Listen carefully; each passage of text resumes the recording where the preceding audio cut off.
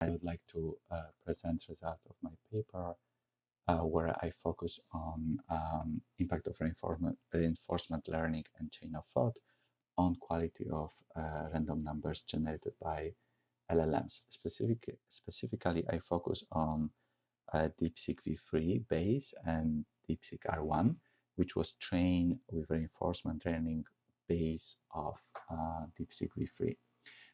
So I basically compare the quality of random numbers in the same experiment generated by these two models to see how reinforcement learning impacts the quality of the result.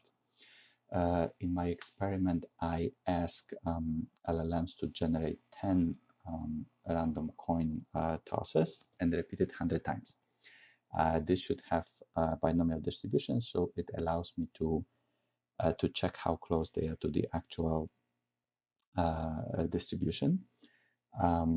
In general, to do that, I use AutoGen, where I have agents that prompt the models, check for completeness of each generation, and store and analyze the results.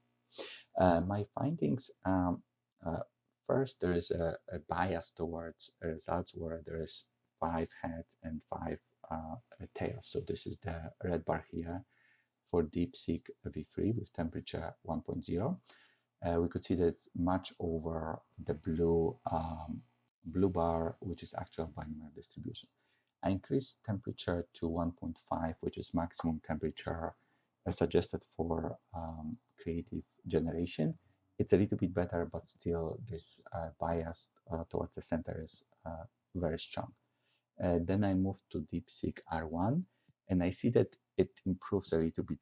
The results are much better in the sense that they are not as strongly biased as before, but we still see this particular bias. And I compare total variation to compare the actual results to binomial distribution. The best results coming from DeepSeek R1 with temperature 1.5.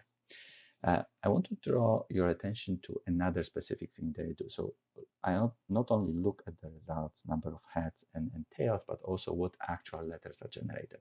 And here, to my surprise, I see that because to have 5 heads and 5 tails, it's combination of 5 out of 10 over 200 options. But I see predominance of the same sequence or same sequences happening over and over out of this 100 experiment. And here's the results for DeepSeek v3. I show that it's statistically absolutely impossible. When we move to DeepSeek R1, it becomes statistically possible. It's still below 1%, but it's possible. Another thing that I do, I look at the chain of thought, compare the first result versus the last result.